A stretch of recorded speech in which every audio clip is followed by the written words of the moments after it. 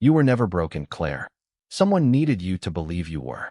But Claire Bennett would not hear those words until after Redwood Pack had already taken everything from her.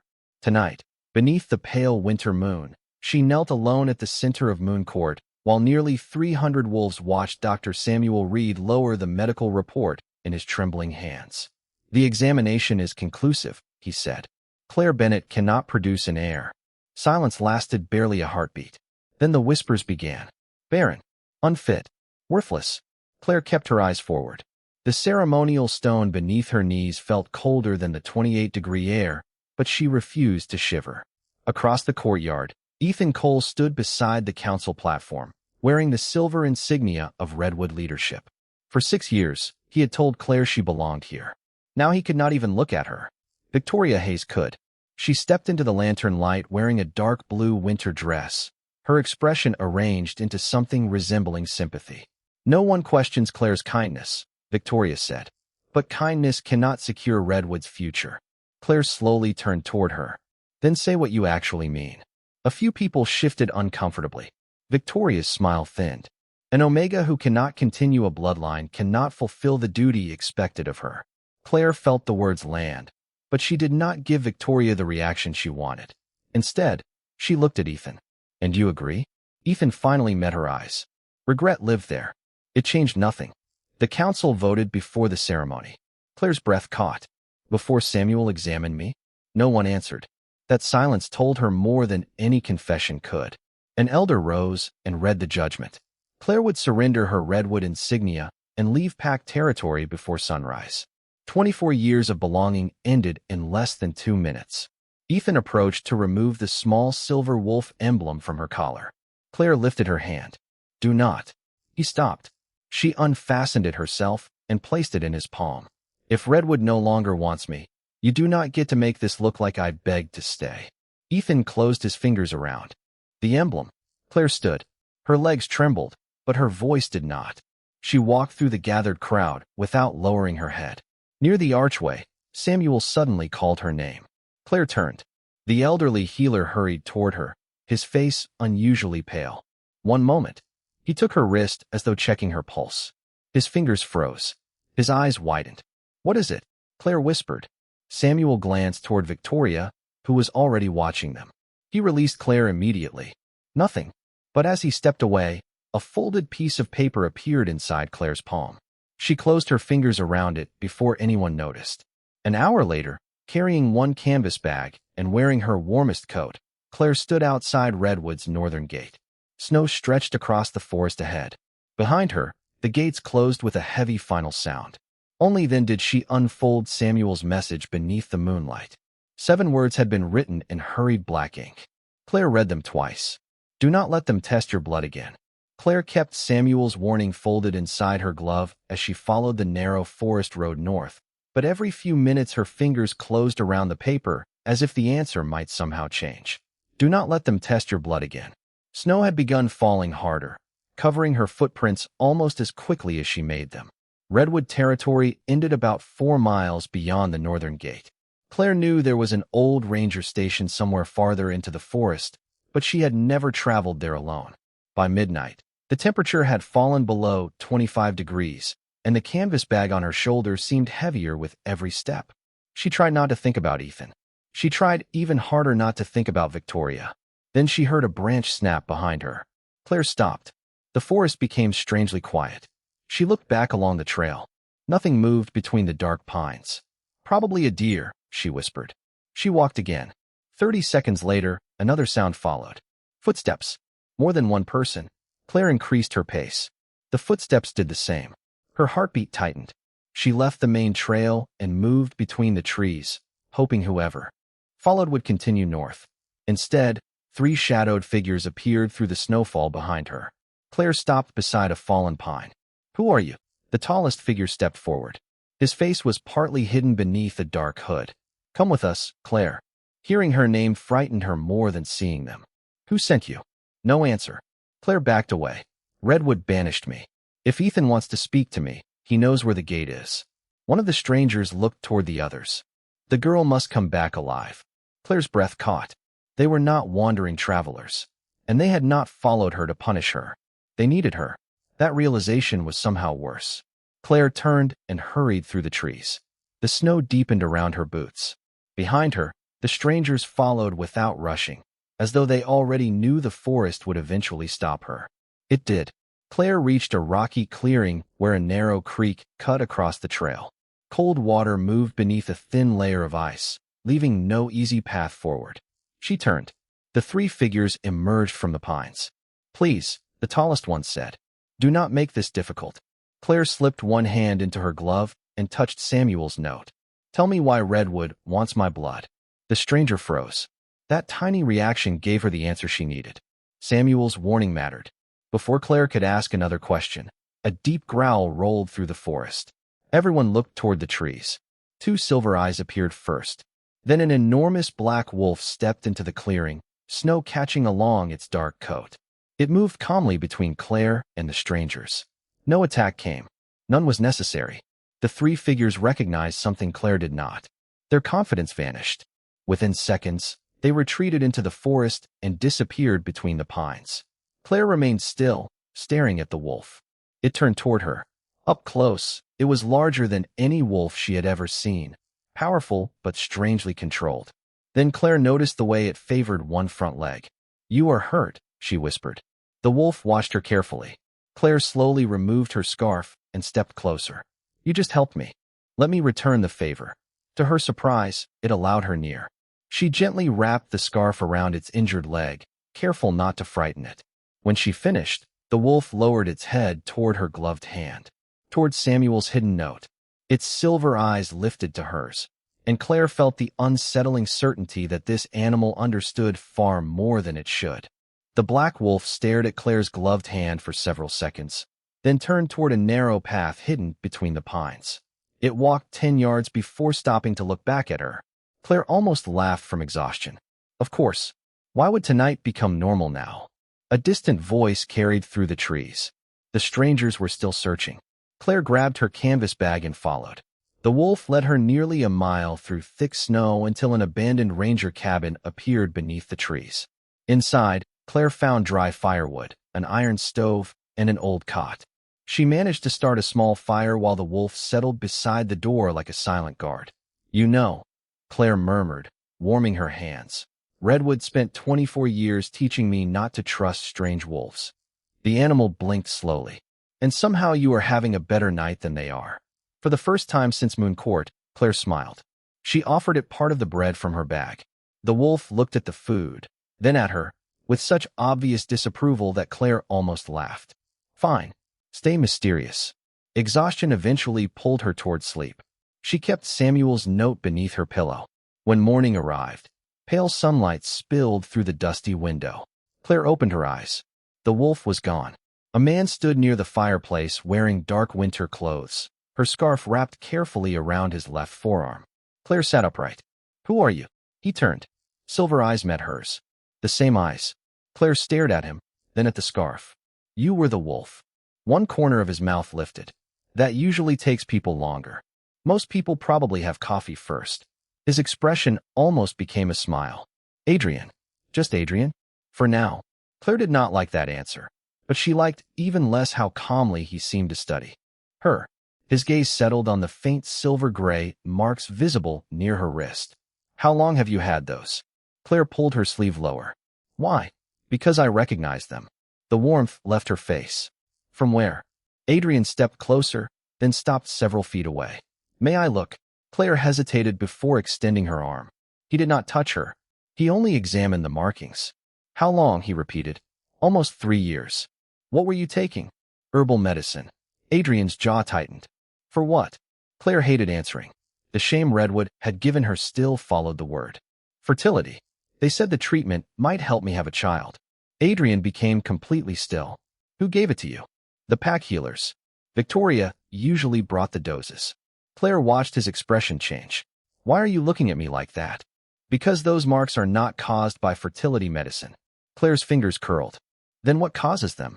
Adrian glanced toward the window as though making certain they were alone. "Moonblood suppressants." The unfamiliar words seemed to make the cabin colder. Claire pulled Samuel's note from beneath the pillow and handed it to him. Adrian read the warning once. His silver eyes sharpened.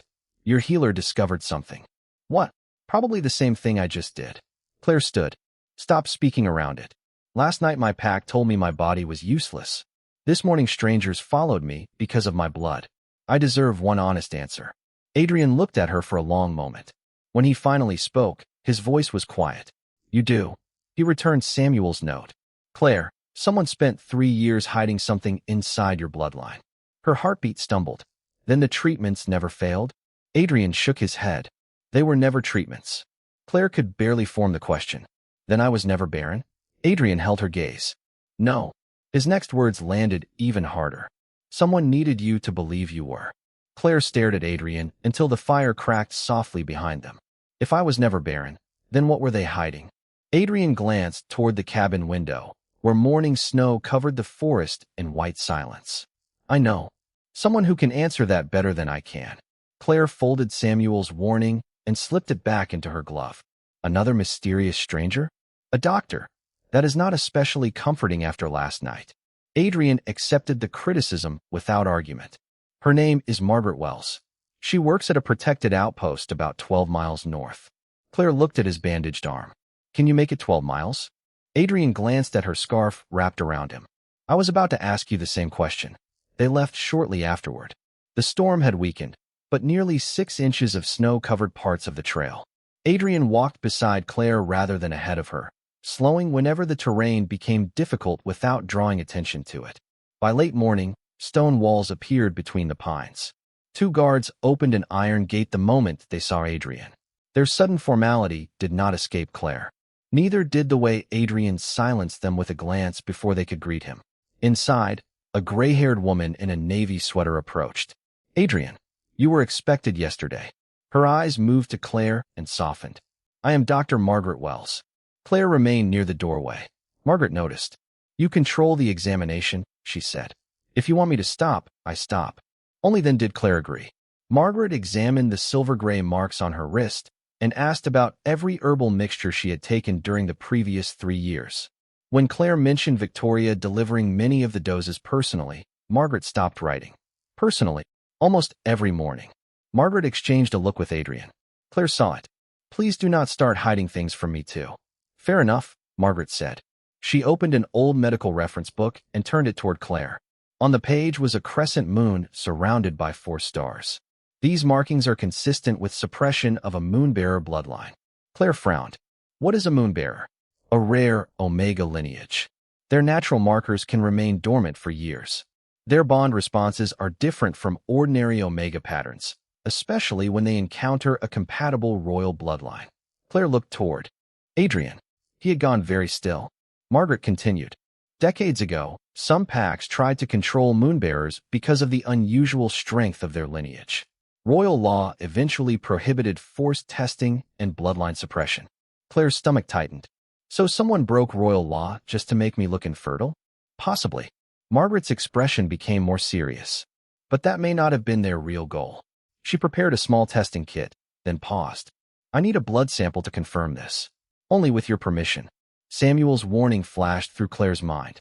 He told me not to let them test my blood again. Margaret nodded slowly. Because whoever controlled your previous tests may have been watching for these markers. Claire looked at Adrian. He did not tell her what to do. He simply waited. That mattered. Claire extended her hand. Test it. Margaret completed the sample carefully and disappeared into the adjoining laboratory. 20 minutes later, she returned carrying 2 reports. Her expression had changed. Claire, you are definitely a moonbearer. Claire gripped the edge of the table. Then why hide me? Margaret looked at the second report, then at Adrian. Because they were not afraid you could not carry an heir. She lowered the paper. They were afraid of whose heir you could carry. Claire heard Margaret's final sentence twice, once in the room and once again inside her own thoughts. Whose heir? She asked. Margaret did not answer immediately. Instead, she opened a locked cabinet and removed a weathered leather folder stamped with the seal of the Royal Medical Archive. Adrian remained near the window, silent. Claire noticed that his attention had sharpened. Moonbearers were never valued simply because they could have children, Margaret said. Their importance came from compatibility. Certain royal bloodlines could awaken markers that otherwise remained dormant for an entire lifetime. Claire looked down at the fading silver traces along her wrist. And mine are awake? Margaret placed the first report before her. More than awake. Your suppressant levels are falling rapidly, and your natural markers are returning much faster than expected. She opened the leather folder. Inside was an old registry page. Claire recognized the name before Margaret spoke it. Margaret Bennett. Her mother. Claire stopped breathing for a moment. Where did you get that? Royal Archives. Margaret turned the page carefully. Beside her mother's name was the same crescent moon surrounded by 4 stars. Your mother was the last confirmed moonbearer recorded in this region. Claire touched the bracelet around her wrist, the only thing she had left from the woman who died when Claire was 7. Redwood had always told her that her mother was an ordinary Omega from a small northern pack. Another lie. Did they know? Claire whispered. Someone did, Margaret said. Memories returned with painful clarity. Victoria appearing every morning with a warm cup of herbs. Victoria reminding her never to skip a dose. Victoria comforting her after every disappointing examination. Claire closed her eyes. She brought the medicine. Adrian's voice was quiet. Then we find out who gave it to her. A knock sounded at the door. One of the outpost guards entered carrying a sealed envelope. This arrived by courier from Redwood. Claire recognized Samuel's handwriting immediately. Her fingers trembled as she opened it. Inside were copied treatment records and a short letter.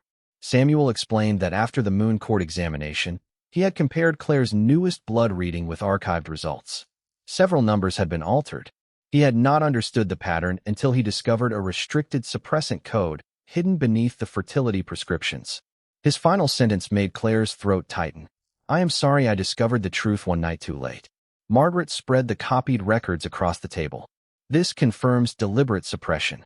Claire looked toward Adrian. So Samuel did not know. Not until last night, Adrian said. That mattered. At least one person in Redwood had tried to warn her when the truth finally became visible. Margaret returned to the laboratory with Samuel's records. Nearly half an hour passed before she came back. This time, she carried the second report from Claire's blood test. There is another change. Claire was almost afraid to ask. What kind? Margaret pointed to a line near the bottom. A royal resonance marker. Newly activated. Claire frowned. You said that happens when a moonbearer encounters a compatible royal bloodline. Margaret nodded. Claire slowly turned toward Adrian. He did not move. Suddenly the guards who had opened the gate without questioning him, Margaret's familiar tone, and his refusal to give a last name felt different. Adrian. Claire said carefully, who are you? Before he could answer, a bell rang from the outer wall. A guard called from the corridor. Riders approaching from the south. Adrian moved to the window. Claire joined him. 5 horses were crossing the snowy road toward the gate. She recognized Ethan first. Then Victoria. Margaret looked at the royal marker in her hand. Adrian's expression became unreadable. Claire felt the last pieces beginning to move into place. Redwood had found her. And this time, they were not coming to send her away. The 5 riders stopped outside the iron gate just as the afternoon sky began turning gray. Claire recognized Ethan's silver redwood insignia immediately. Victoria sat beside him, wrapped in a dark blue winter coat, her expression calm enough to make Claire distrusted on sight. Claire Bennett must return with us, Ethan called. Adrian walked into the courtyard without answering. Claire followed with Margaret several steps behind. The outpost guards quietly moved into position near the gate. No one reached for a weapon. They simply waited. Ethan looked directly at Claire. There has been a misunderstanding. Claire almost smiled at the absurdity. You banished me less than 24 hours ago. Victoria leaned forward. New information has come to the council's attention. What information? Claire asked. Victoria hesitated. Medical information that should be reviewed privately. Claire felt Samuel's copied records inside her coat. You mean the records someone altered? For the first time, Victoria's composure slipped. Ethan turned toward her. What is she talking about? That reaction told Claire something important. Ethan might have failed her, but he had not known everything. Victoria recovered quickly. Claire is confused. She has spent the night outside Redwood territory with strangers filling her head with accusations. Adrian stepped toward the gate. Then answer one simple question. Why did members of Redwood follow her into the forest after she was banished? Ethan frowned. What members? Victoria said nothing. Adrian noticed. So did Claire. We came to bring Claire home. Ethan said. Adrian turned toward her instead. His voice lost every trace of command. Claire, do you want to go back with them? The question caught her off guard. Everyone else had spent the last day deciding what she was, where she belonged, and what should happen to her. Adrian simply waited. Claire looked at Ethan. She remembered his silence at Moon Court. Then she looked at Victoria and remembered 3 years of bitter medicine delivered with a sympathetic smile.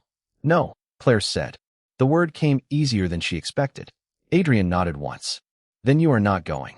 Ethan straightened. This is Redwood business. Not anymore. And who exactly are you to decide that? Before Adrian could answer, a low horn sounded from the northern road. Dark vehicles appeared beyond the trees, moving steadily through the snow. Each carried the same black and silver crest. Claire had seen that crest only in ceremonial books. The Blackwood Royal Seal.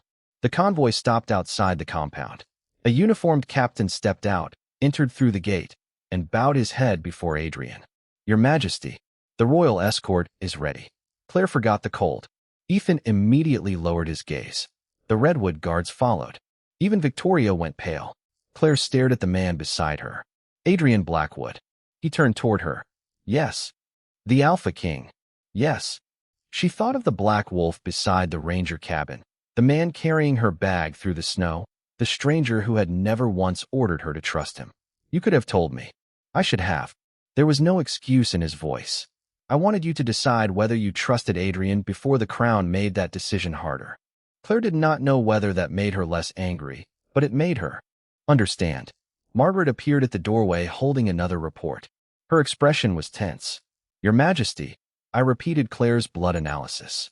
Adrian looked toward her, and Margaret approached slowly. The royal resonance marker has strengthened since this morning. There is also a second biological signature forming alongside it. Claire's heartbeat quickened. What does that mean? Margaret looked at her with careful wonder. I am not certain yet.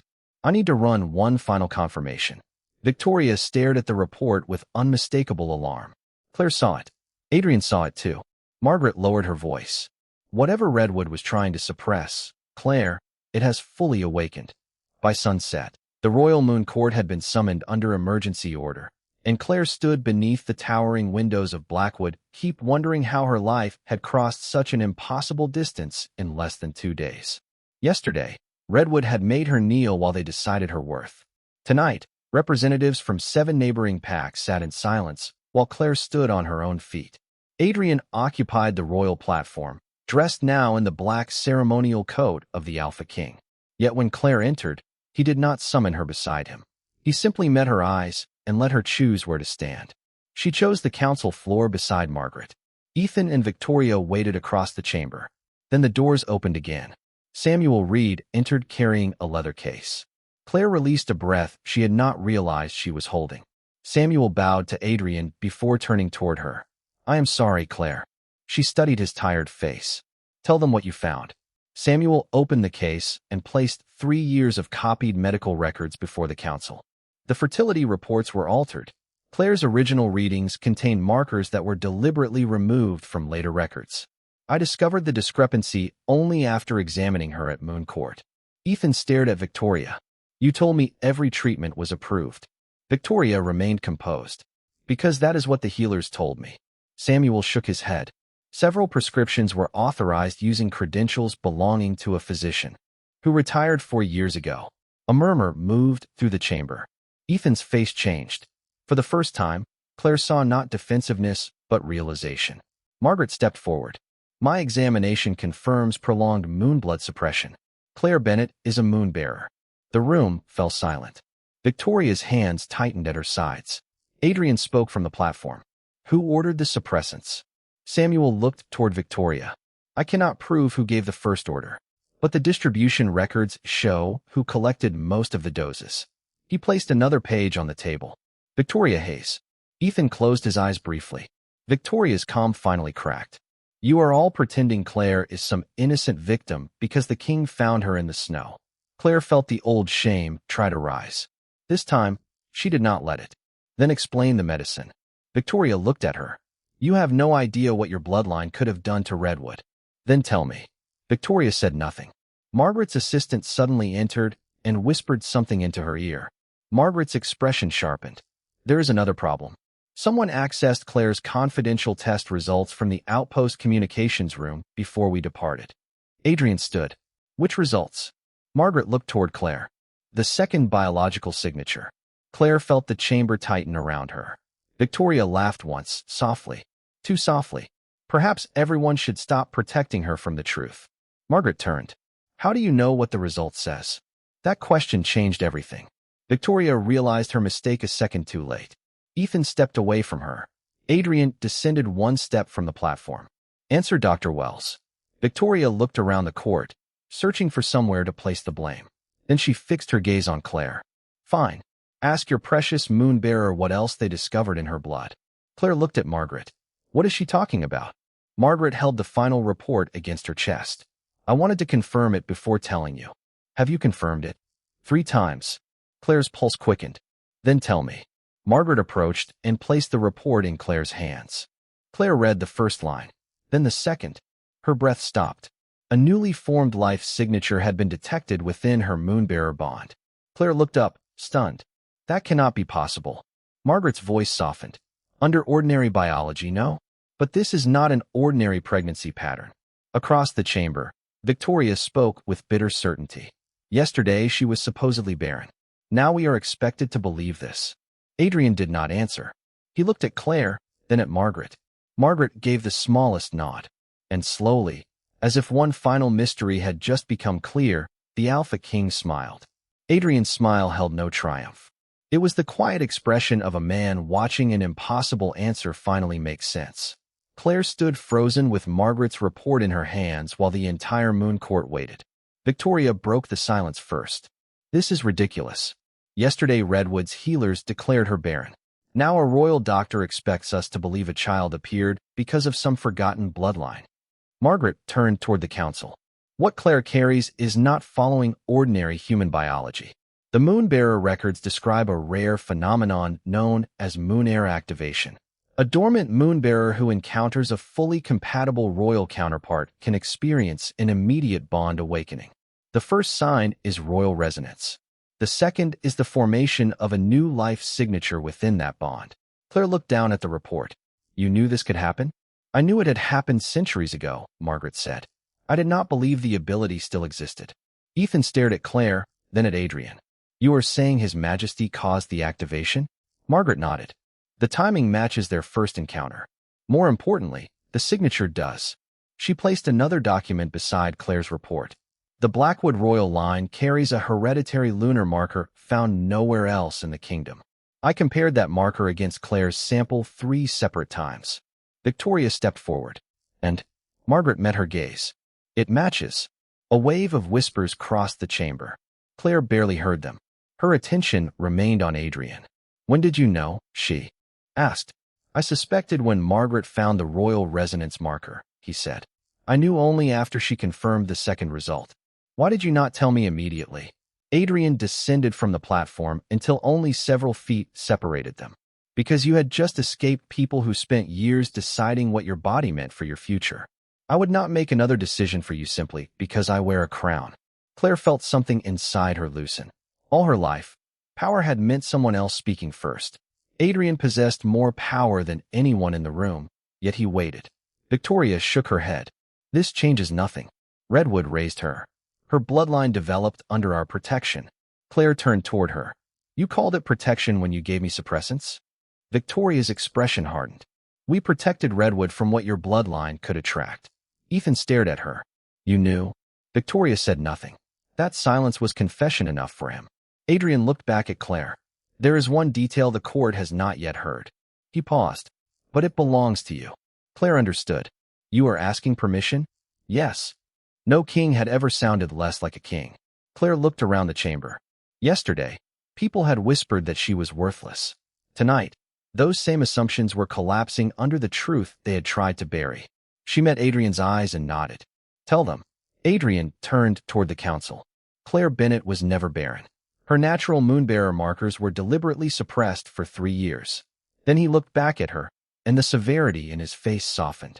And the life signature Dr. Wells identified carries the Blackwood royal marker. Claire's breath caught despite already knowing what the report meant. Adrian smiled again, Gentler this time. Claire, you carry my heir. Silence swept through the moon court. Ethan lowered his gaze. Samuel closed his eyes with visible relief. Margaret stood quietly beside Claire. Victoria seemed unable to find another argument. Claire placed one hand against her abdomen, not because the court expected it, but because she needed something real beneath her palm. She had entered Redwood's moon court believing her future had ended. Now another court waited to hear what she would do with a future no one had the right to choose for her. Adrian did not reach for her. What happens now? Claire whispered. His answer came without hesitation. Whatever you choose. Claire looked across the royal moon court and realized something had changed long before anyone spoke. No one was looking at her with pity anymore. Some looked ashamed. Others looked uncertain. But for the first time, every person in the chamber was waiting for her voice. She lowered Margaret's report. I do not want revenge. Victoria stared at her as though she had expected something harsher. Claire continued. I want an investigation into every altered medical record, every unauthorized suppressant, and every person who knew what was happening. She turned toward the council. But that is not enough. No Omega should be banished because she cannot have a child. No one should be forced into fertility testing or given suppressants without informed consent. And no pack should be allowed to claim ownership over a woman because of her bloodline or her child. Silence followed. Then an elderly councilwoman rose. Your request will be entered into royal record. Another council member stood. I support immediate review. One by one, others followed. Adrian remained silent until the council had spoken. Only then did he say, until that review is complete, no pack under Blackwood law may exile an Omega solely because of fertility status. Ethan stepped forward slowly. Claire. She looked at him. I believed the records. I believed Victoria. But I also chose not to question what was happening when you needed me to. His voice lowered. I failed you.